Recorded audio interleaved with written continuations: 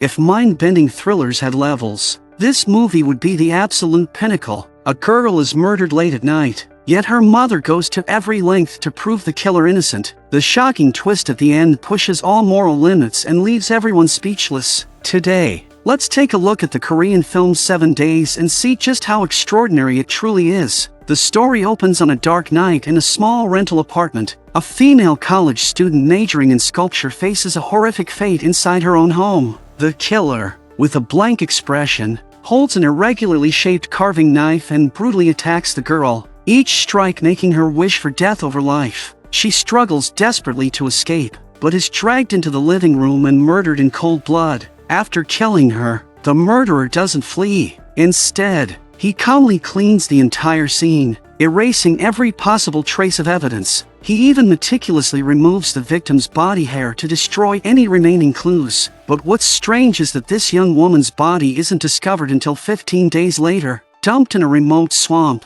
Her corpse is covered in stab wounds, disfigured beyond recognition. Even veteran detectives are shaken to the core by what they see. Fortunately, just 2 days later, the police track down the suspect living in an apartment building. His name is Jung Cheol-jin, a 35-year-old ex-convict with a violent past. Inside Han Young-ah's apartment, investigators find Jung Cheol-jin's fingerprints, shoe prints, and multiple pieces of direct evidence linking him to the crime. Naturally, they conclude he is the killer. With such overwhelming proof, Jung Cheol-jin is swiftly sentenced to death during the first trial. If nothing changes, the gallows await him. But right at that moment, a lawyer named Ji-yeon unexpectedly takes on the case, determined to defend the accused murderer as innocent. The news shocks everyone. In Korea's legal world, there isn't a single person unfamiliar with Ji-yeon's name. She's one of the nation's top attorneys, famous for her perfect record of victories. In other words, if Ji-yeon is your lawyer, she can turn black into white. As soon as the story spreads, the entire legal community is in an uproar. No one can understand why Korea's most elite lawyer would defend such a small-time criminal. But no matter what others say, Ji-yeon stands firm. Yet behind her determined eyes hides a deep and painful secret. To prove Jung Cheol-jin's innocence, she meets with the medical examiner to review the details of the case.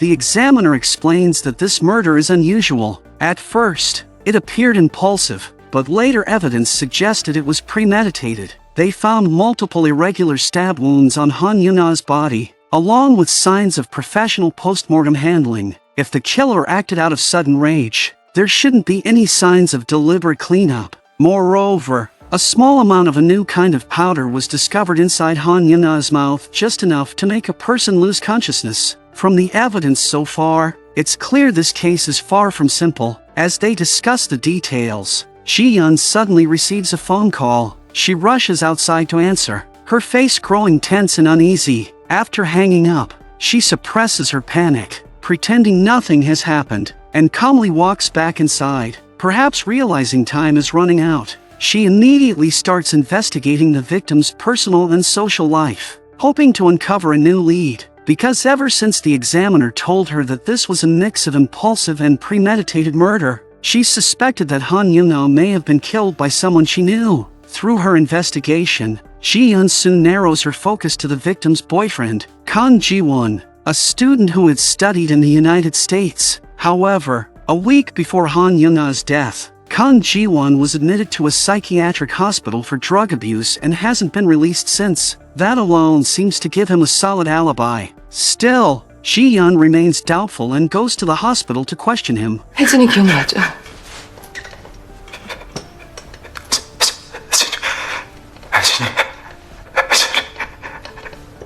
혜진이랑 있으면 편안했어.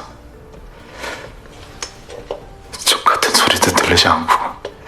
Kang Ji-won starts describing his hallucinations from using drugs with Han Young-ah. Just as Ji-yeon is about to press further, he suddenly grabs his head in pain, his emotions spiraling out of control, the clear reaction of someone long addicted. When he hears about Han Young-ah's death, he completely loses his mind, smashes his own hand, and even tries to strangle Ji-yeon. Luckily, her colleague hears the commotion and restrains him in time, allowing Ji-yeon to catch her breath. But on the way back, she discovers a small folded note in her pocket. It reads, I know who killed Han Young-ah. The note must have been slipped there by Kang Ji-won during the struggle. This means Kang Ji-won isn't completely insane, he might actually know something. Ji-yeon immediately returns to the hospital. She asks her colleague to create a distraction to draw the staff's attention while she sneaks in, moving among dozens of patients searching for Kang Ji-won. When she finally finds him and demands to know the real killer's identity, he bursts into hysterical laughter. 나 안 그랬는데.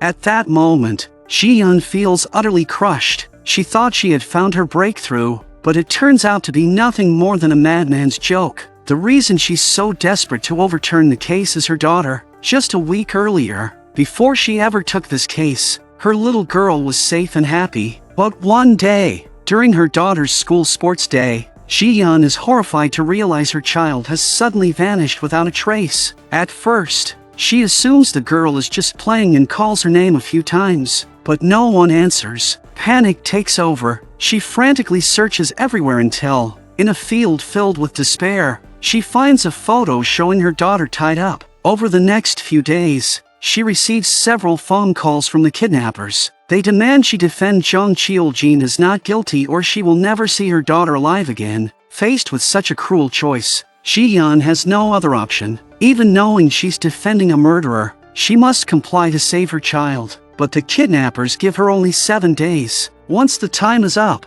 the girl dies. So Ji-yeon begins gathering every possible piece of evidence to overturn the verdict, only to be fooled by a madman. Then, upon returning home, she receives a strange package. Inside is a disturbingly realistic fake hand and beneath it, a note that reads, "Tomorrow, I'll send the real one." In that moment, Ji-yeon is overwhelmed with terror. She knows this is the kidnapper's final warning. To gather as much physical evidence as possible, she began retracing every step of her investigation and reviewed the video from Han Young-ah's funeral. But in the footage, she accidentally spotted a familiar figure. It was Kang Ji-won. Even though he wore a hat to hide his face, Ji-yeon recognized him instantly. Shocked, she rushed to confront the director of the psychiatric hospital and demanded to know, if Kang Ji-won has been locked up here, how could he appear at Han Young-ah's funeral?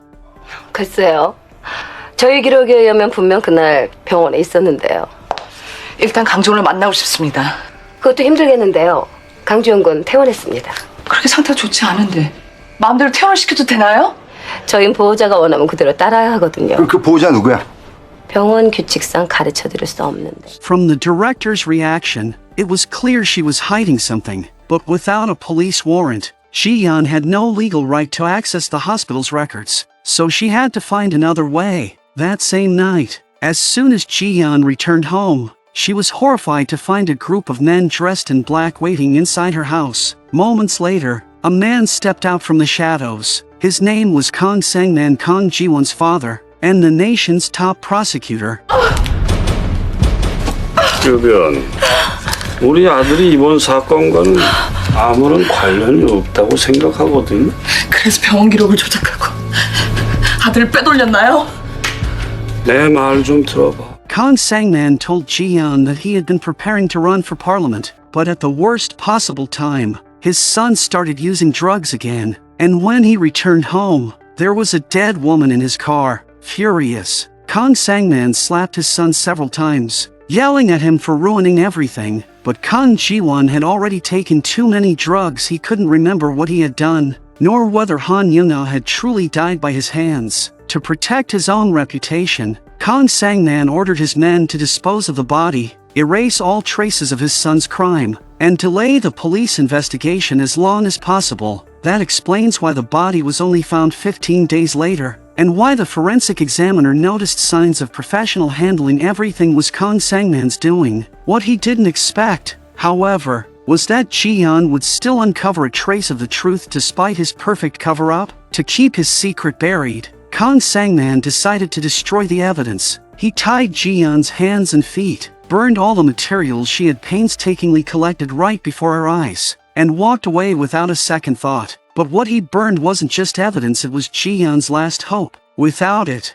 her daughter's fate was sealed. With every ounce of strength she had left, Ji-yeon shattered a nearby glass cabinet, picked up a shard, and, despite the deep cuts on her hands, sliced through the tape binding her wrists. Yet she was still too late. The flames consumed all the evidence and extinguished her final glimmer of hope. Now, there were only 12 hours left before the final hearing. If she couldn't overturn Jung Cheol-jin's conviction within that time, she would lose everything. But never forget, Ji-yeon wasn't just a mother. She was also a legendary lawyer. Her flawless record wasn't built on evidence alone, it was built on her sharp mind and silver tongue. During the trial, she remained calm under pressure, arguing fiercely against the prosecution. With exceptional logic and eloquence, she reconstructed the entire chain of events leading to Han Yun-a's death. 장혜진을 살해한 범인은 정철진이 확실합니다.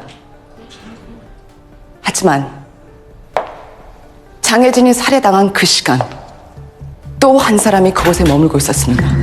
참고로 피고 정철진은 강지원 군에게 마약류를 공급하고 있었고 Jung Cheol-jin and Kang Ji-won were dealer and buyer, but since Kang Ji-won often bought on credit, Jung Cheol-jin went to his home to collect payment. At the time, Kang Ji-won was high and barely conscious, so his girlfriend, Han Yun-ah, had to pay for him. But seeing her dressed provocatively, Jung Cheol-jin was consumed by desire. He grabbed her arm and forced several capsules of powder into her mouth. Han Yun-ah fought back desperately, but her resistance only enraged him further. Blinded by rage, Jung Cheol-jin grabbed a carving knife and stabbed her repeatedly before fleeing the scene. That was the impulsive act the coroner described. As for the premeditated part, it began afterward. When Jung Cheol-jin ran away, Kang Ji-won finally came to his senses. He realized that since the killer had escaped, the police would inevitably suspect him first. To hide the crime, he loaded the body into his car,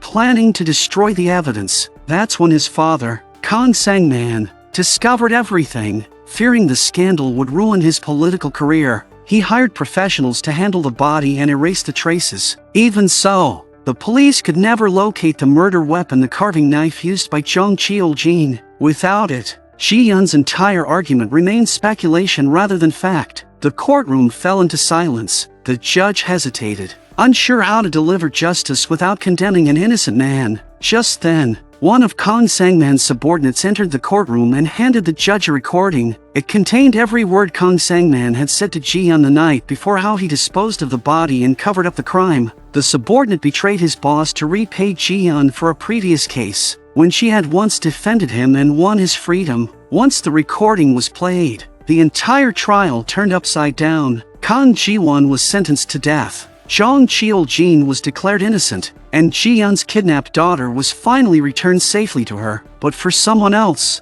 this was only the beginning. The victim's mother, Han Suk-hee. Just 3 minutes after Jung Cheol-jin walked free, a speeding van slammed into him. When he regained consciousness, he found himself chained inside a dark warehouse. His limbs were bound by heavy chains, his body soaked in fuel, and beside him was an automatic printer, all confirming Ji-yeon's earlier suspicions. Jung Cheol-jin was indeed the true killer, and the person who had kidnapped her daughter was none other than Han Yun-a's mother. Driven by vengeance, she had kidnapped Ji-yeon's child to force her into setting Jung Cheol-jin free so she could punish him herself. Jung Cheol-jin thought he had escaped justice, but his real punishment was only just beginning.